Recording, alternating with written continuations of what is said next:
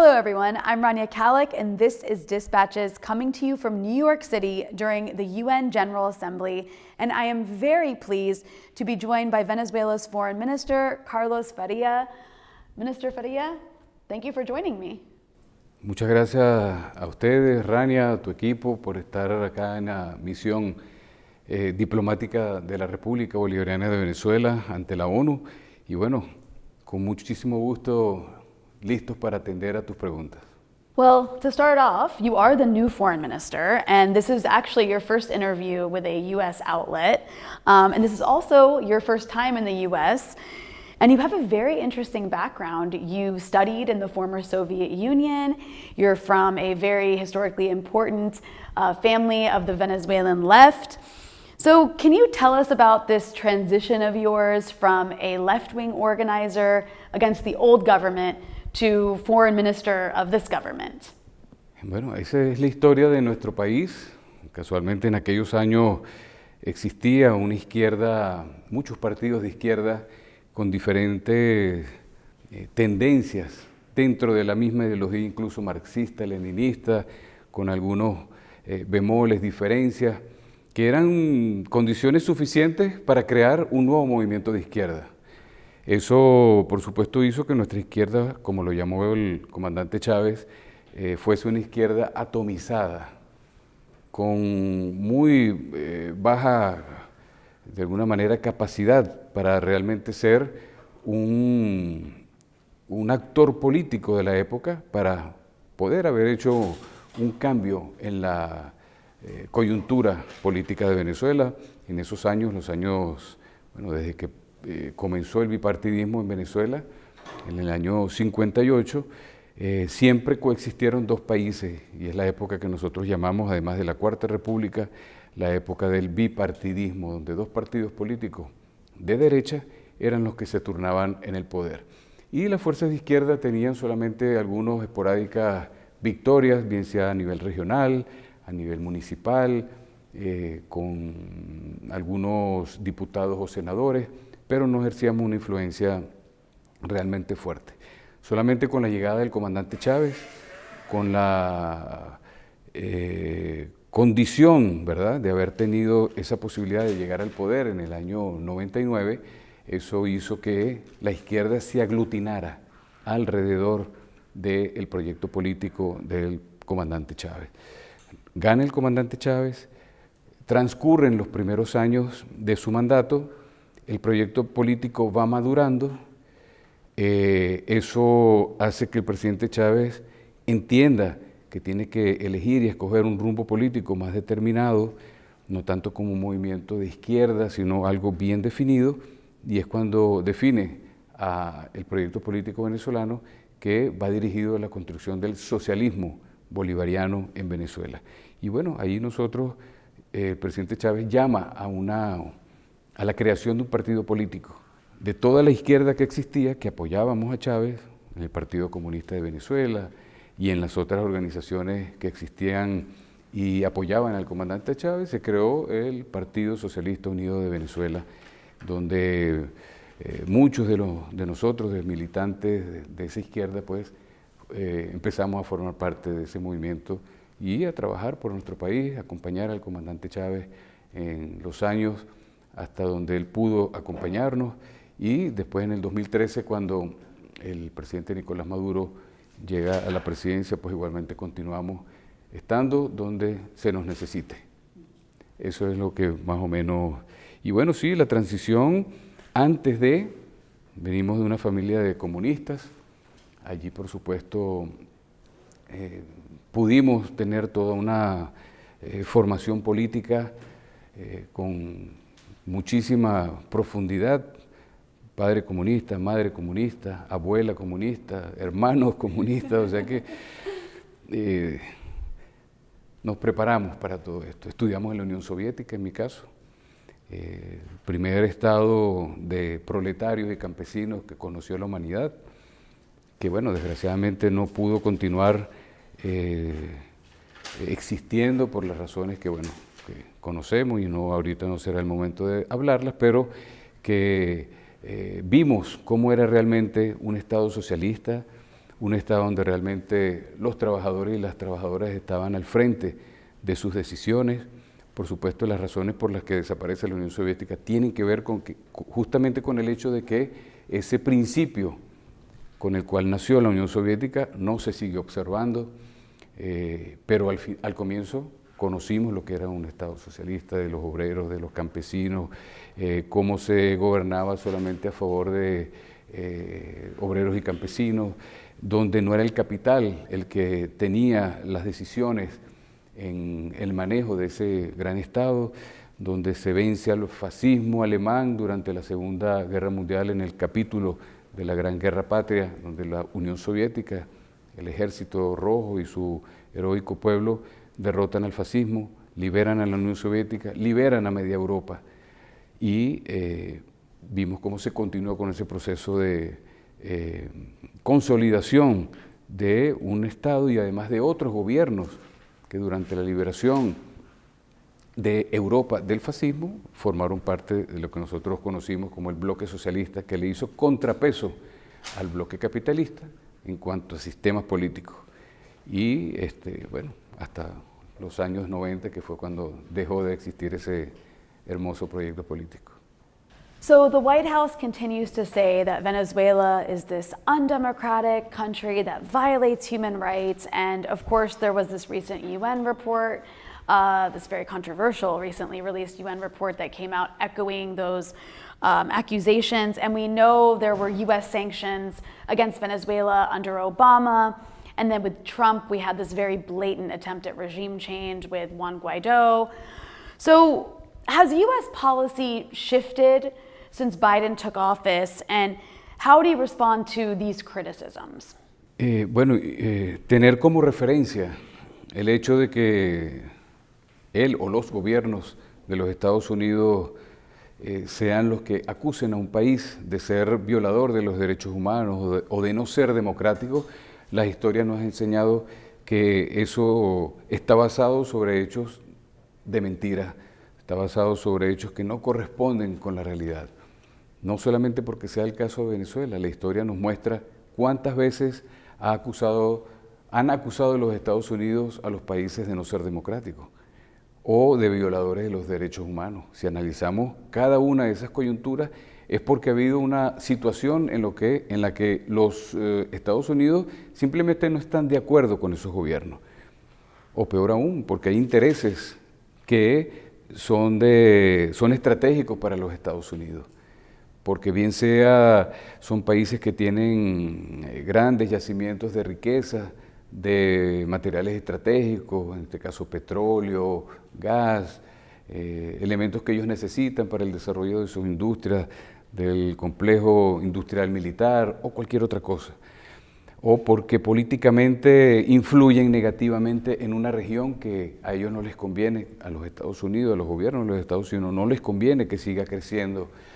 La Unión Soviética fue un caso particularmente claro para ello.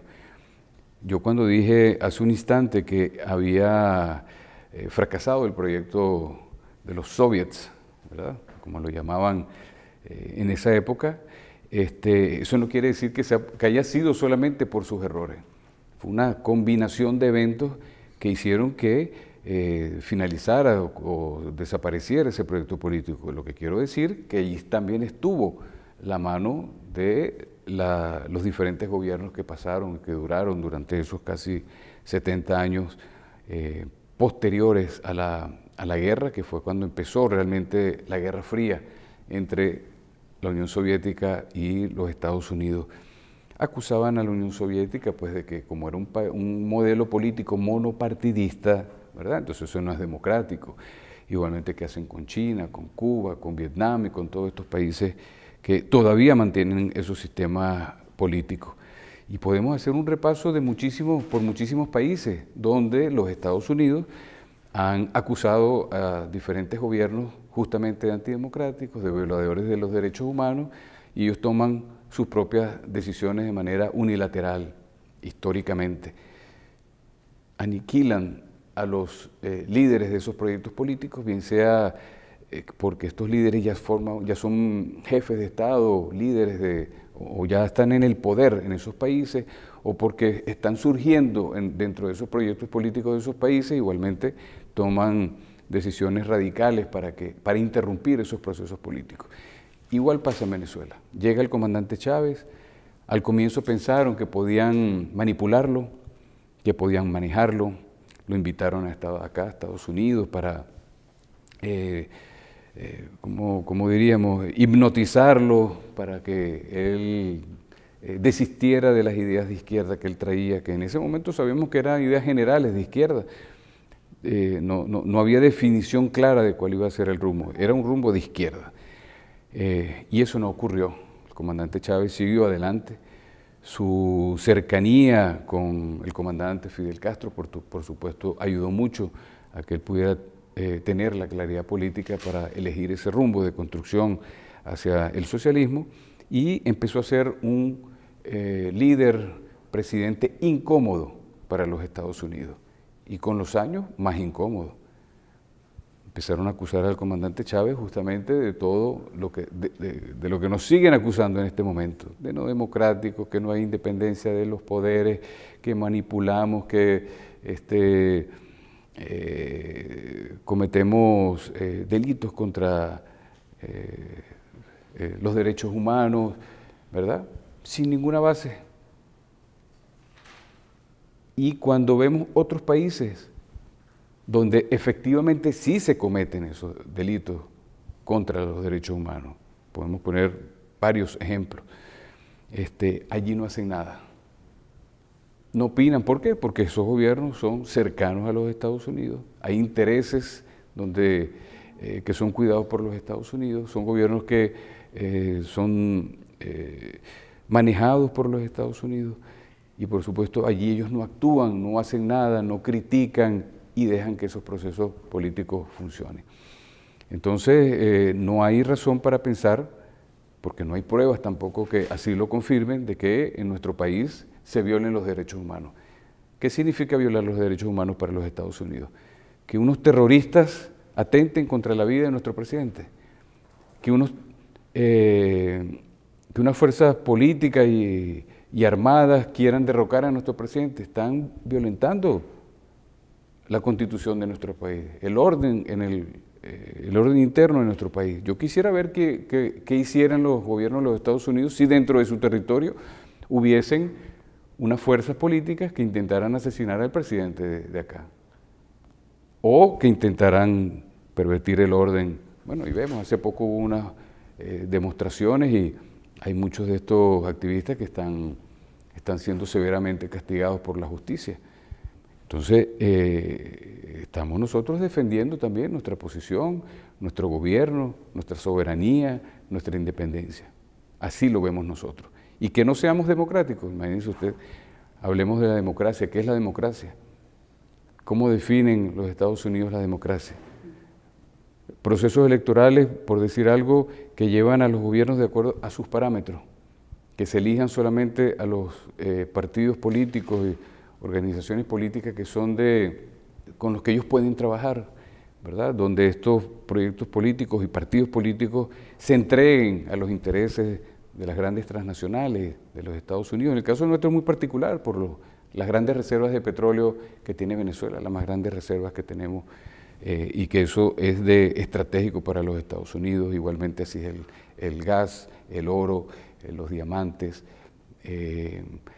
mineral de hierro, bauxita, y bueno, la lista, afortunadamente para nuestro país, nuestro pueblo, tenemos un gran potencial para desarrollarlo. Entonces, esas son las verdaderas razones por las que nos acusan de ello, para crear elementos que permitan hacer lo que está pasando en este momento, que los países aliados de los Estados Unidos intenten aislarnos, sancionarnos o aplicarnos medidas coercitivas y toda una serie de cuestiones para eliminar y tener la justificación para la actuación que hagan contra nuestro gobierno en este caso. How has the Russia-Ukraine conflict impacted Venezuela? Because on the one hand, there are these comprehensive sanctions on Russia that are also impacting its trading partners, But then on the other hand, we've seen reports in the media about overtures from the United States towards Venezuela so they can access Venezuela's oil. Sí, bueno, este conflicto que surge en Ucrania ha impactado no solamente a Venezuela de alguna forma, sino a muchos países del mundo. Yo diría que a la totalidad de los países del planeta Tierra de manera directa o indirecta. Vemos cómo Rusia, por tener esa gran capacidad de ser generador, productor, por sus reservas de yacimientos de gas, tener una infraestructura para la distribución, para la venta del gas en toda Europa, pues así Europa ha quedado, había venido siendo un alto dependiente del gas ruso. De acuerdo a lo que escriben las fuentes especializadas, pudiera estar cerca de un 40% de esa dependencia. Igualmente, Rusia es un país productor de petróleo. En algún momento ha sido el primer productor de petróleo, en otros momentos el segundo, el tercero, dependiendo cómo haya sido la coyuntura, pero estará siempre entre los tres primeros principales productores de petróleo. Y que en este momento esté bajo esa gran cantidad de sanciones que le han aplicado los Estados Unidos y la Unión Europea y otros países, Canadá, Japón, Australia, estos grandes países que forman ellos un bloque político, eso por supuesto ha hecho que el suministro de gas y de petróleo en el mundo se haya convertido en algo inestable. Rusia, yo veo que Rusia no usa el hecho de ser suplidor de gas y de petróleo para estos países como un arma política.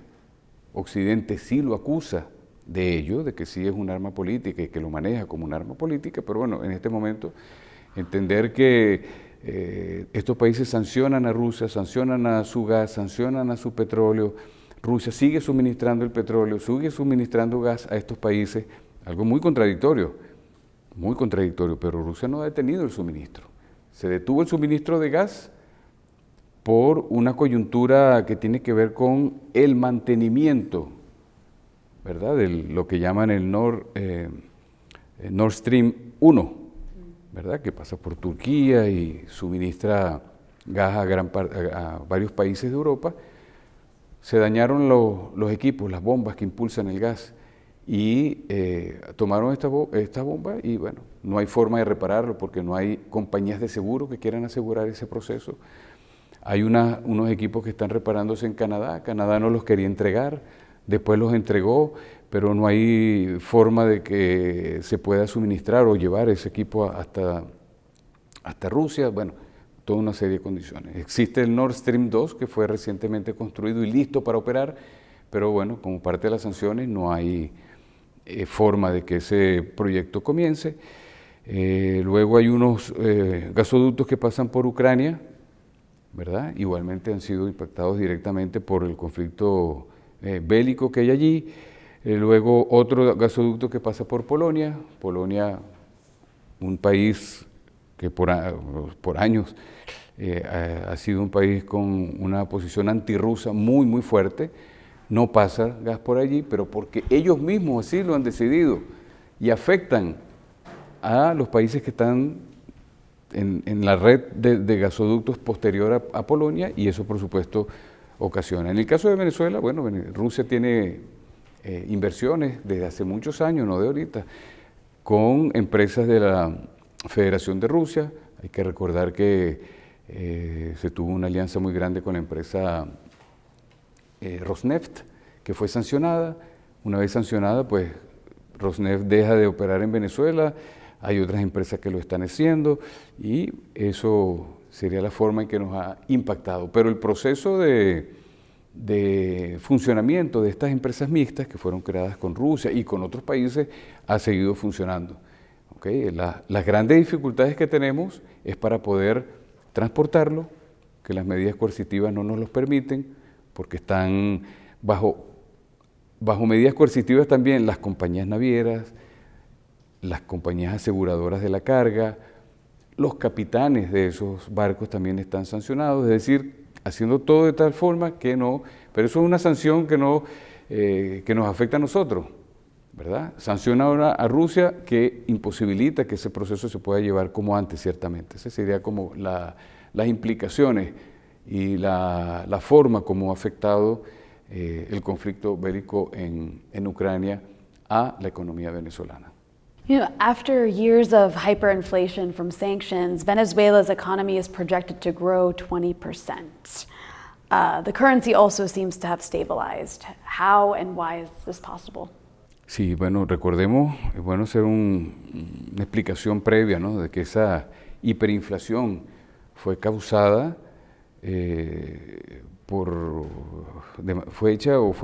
se llevó a cabo por temas inducidos desde el exterior.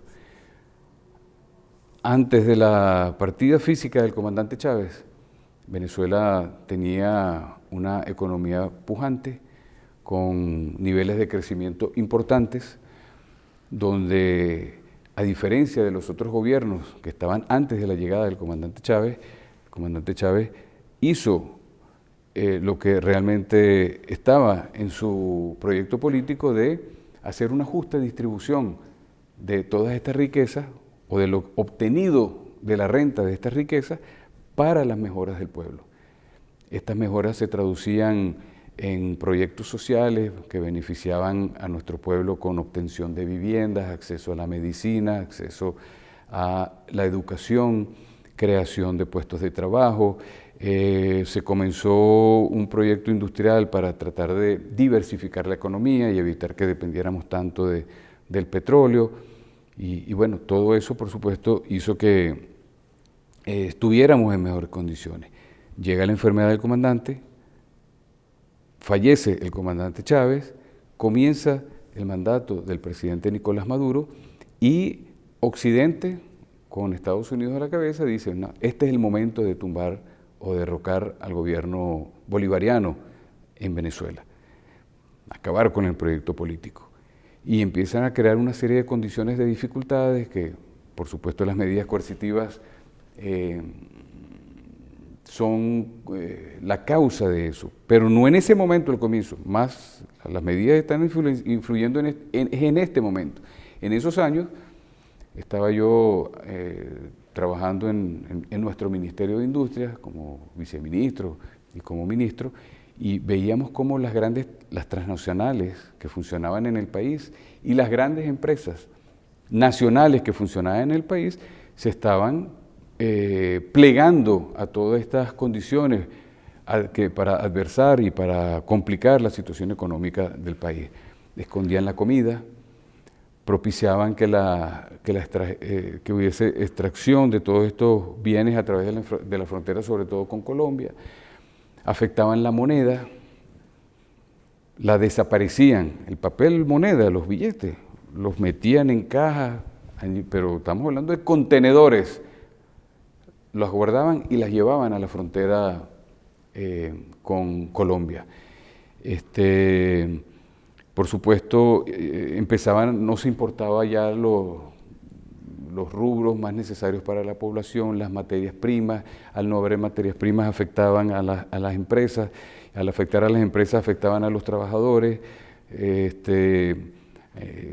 habían despidos de trabajadores, y bueno, todo inducido, todo creado desde afuera, porque nosotros veníamos muy bien. Nosotros no hicimos ningún cambio en nuestro proyecto político ni en la forma de manejar la economía. Empezaron a atacarnos desde afuera y esos fueron los elementos que causaron la hiperinflación que tú mencionabas, Reina. Entonces, eso para explicar lo de la hiperinflación. Siguieron aplicando medidas coercitivas contra nuestro país, pasó el año 2016, 17, 18, 19, 2020. Allí las medidas empezaron a afectar de manera mucho más fuerte al desempeño de la economía. ¿Por qué? Porque bueno, nos aislaron del sistema financiero internacional, creo que lo mencionaba hace un momento, nos bloquearon las cuentas, ya no podíamos comprar hacer el comercio como normalmente lo llevábamos, y no era una sanción o una medida coercitiva contra el gobierno, porque igualmente empezaron a sancionar a los privados, a cerrarles sus cuentas, es decir, que era todo lo necesario, todo un caldo de cultivo para que el pueblo que apoyaba mayoritariamente en ese momento al presidente Nicolás Maduro le diera la espalda y empezaran a haber protestas y empezaran a haber una convulsión social, como efectivamente han ocurrido. Esa es una fórmula que han aplicado muchos países, como efectivamente ha ocurrido en otros países, y eso por supuesto hizo que desmejorara dramáticamente la economía. Bueno, empezamos a hacer las cosas de manera diferente, con el liderazgo del presidente Nicolás Maduro, con su equipo económico. Empezamos a trabajar más de cerca, a aprender de lo que ha hecho Irán por tantos años, que ha aprendido a desarrollarse en medio de un bloqueo. Si vemos al Irán antes del bloqueo económico y después, vemos a un Irán en este momento mucho más desarrollado, mucho más industrializado, con mucho mayor capacidad para generar sus propias soluciones, con un nivel tecnológico comparable solamente con lo que ocurre en los países desarrollados. Una cosa admirable. Y en ese sentido, pues, igualmente como lo hacen nuestros hermanos cubanos, ¿verdad? Sobre todo en el área de la ciencia, de la investigación, de la tecnología en ciertos sectores. Entonces, el presidente Nicolás Maduro empezó a manejar todo de esa manera. Empezó a hacernos ver que no todo se compra con dólares, con divisas, que hay una gran capacidad de creación en nuestros profesionales, en nuestros trabajadores, en nuestras trabajadoras, que permitirían solventar los grandes problemas que teníamos nosotros. Hablemos de la industria petrolera, por ejemplo, que es el núcleo más importante que sostiene a la economía. Hace poco hubo un acto con el presidente y los trabajadores y trabajadoras de PDVSA, donde los trabajadores explicaban cómo habían creado lo que se llama en el ámbito petrolero un mejorador. Es un equipo que toma el petróleo pesado, que es la mayor cantidad de petróleo que tenemos es pesado, y lo convierte en petróleo más liviano, ¿verdad? Y si lo volvemos a pasar, lo convierte en petróleo mucho más liviano, que son tenores o tipos de petróleo necesarios para la petroquímica, para desarrollar la industria petrolera. Todo eso empezó a mejorar la producción del petróleo. Finalizando el 2021, el presidente Nicolás Maduro, que llegamos al millón de barriles, de producción de petróleo. Cuando meses anteriores a eso, llegamos al millón, pero meses anteriores habíamos tocado fondo con una producción de 250.000, 300.000 barriles, una cosa realmente muy preocupante, pero todo eso por el tema de las sanciones. La mentalidad cambió. Este año mantenemos esa tendencia de crecimiento de la producción petrolera. Eso nos ha permitido tener acceso a mayor cantidad de divisas, pero todas las compras las hacemos por los mecanismos pensados para ello en las condiciones actuales. Y eso ha revertido y ha hecho lo que usted comenta, las mejoras en la economía. Ese 20% nos pone como el país con mayor crecimiento en la región, mayor crecimiento económico en la región. El mayor crecimiento económico en la región sin que nos hayan quitado una sola medida coercitiva. Absolutamente no nos han quitado nada y tenemos esos resultados muy positivos que mostramos con gran orgullo porque, es un logro. Presidente Maduro al frente, su equipo, como ya dijo, trabajadores, trabajadoras, todo un país trabajando para salir adelante. There have been left-wing victories across Latin America, including with Gustavo Petro in Colombia, which of course has historically been central to US military and political efforts to interfere in the region. So does this mean that the US attempt to isolate Venezuela has failed? And where does it leave organizations like the OAS? Bueno, todo esto que ha estado ocurriendo en los últimos años en el continente, en nuestra región, vamos a decir así, con los países latinoamericanos, caribeños, demuestra, creo que tu pregunta también decía que si realmente ha fallado, han fracasado las medidas coercitivas contra nuestro país. La respuesta es sí. Podemos decir en este momento que han fracasado. No hay país que haya aguantado, sí, tenemos la experiencia de Irán ciertamente y otros países como Cuba. En todo caso, podemos contarnos muy pocos de los países que han podido resistir a una cantidad tan inmensa de medidas y tan radicales medidas coercitivas contra nuestro país y tan criminales además. No han podido. Y nosotros hemos mantenido las condiciones de la vida política en el país como si no estuvieran ocurriendo absolutamente nada. Me refiero a que se mantienen las elecciones, ya hablamos de eso. Los procesos de elección popular, por supuesto, están allí presentes. No hemos dicho, bueno, listo, vamos a crear una mini dictadura aquí alrededor porque estamos sancionados. Absolutamente nada. Todas las reglas democráticas se mantienen, se respeta la Constitución. Entonces, podemos decir que sí, que han fracasado esas medidas. Y el hecho de que países de la región, que hasta hace pocos meses nos adversaban y más que nos adversaban, trabajaban por derrocar al gobierno del presidente Nicolás Maduro. Formaban parte de países que dentro de su territorio permitían que grupos paramilitares se pudieran entrenar, formar, para entonces después ir a ejercer esas actividades terroristas en el territorio del país. Otros que políticamente pues, hicieron un bloque, el Grupo de Lima, ¿verdad? Estoy haciendo aquí rápidamente memoria, no queda casi que ni uno solo, o por lo menos de los que estaban los más radicales que impulsaban este grupo. No está aquel presidente de Chile, no vamos a mencionarlo, no está tampoco los otros presidentes de Perú, porque Perú pasaba rápidamente de un gobierno a otro por sus razones internas. Bolivia en algún momento fue golpeado duramente por un intento, bueno, no un intento, hubo un golpe de Estado, pero digo, la intención de que perdurara ese gobierno de derecha no ocurrió. El gobierno boliviano rescató su democracia, rescató su proyecto político. Y Colombia, que era el país donde se llevaban adelante la mayor cantidad de actividades. Y como bien lo dice tu pregunta, pues Estados Unidos, para Estados Unidos era estratégico, sigue siéndolo, el hecho de tener a una Colombia dócil, manejada por ellos, que pudieran, desde donde se pudiera impulsar cualquier actividad que estuviese dirigido contra nuestro gobierno. Pero bueno, el pueblo colombiano dijo ya basta. Primera vez que llega un gobierno progresista, un gobierno de izquierda, después de, no sé, 200 años de historia con la oligarquía colombiana al frente del gobierno de manera permanente.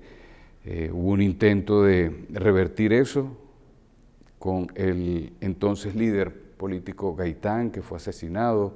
A partir de ese momento comienza casi una guerra civil, por lo menos grupos guerrilleros que se crearon para atacar a ese sistema que asesinó a su líder y que, bueno, que siempre estuvo en contra de su pueblo. Ahorita tenemos al presidente Gustavo Petro. Hay una afinidad afinidad política, quiero decir, con el presidente Nicolás Maduro. Hay un entendimiento de que las relaciones no pueden llevarse de esa manera. Se han tomado unas decisiones muy rápidas en donde acordaron los dos presidentes restablecer sus embajadores en ambas capitales. Este lunes próximo se está aperturando la frontera, 2.200 kilómetros de frontera nos separan de Colombia con varios puntos, 11 creo que son los puntos por lo menos de paso fronterizo oficial. Y bueno, las expectativas altísimas del lado de Colombia, porque sus empresarios quieren restablecer el nivel de intercambio comercial que se tenía.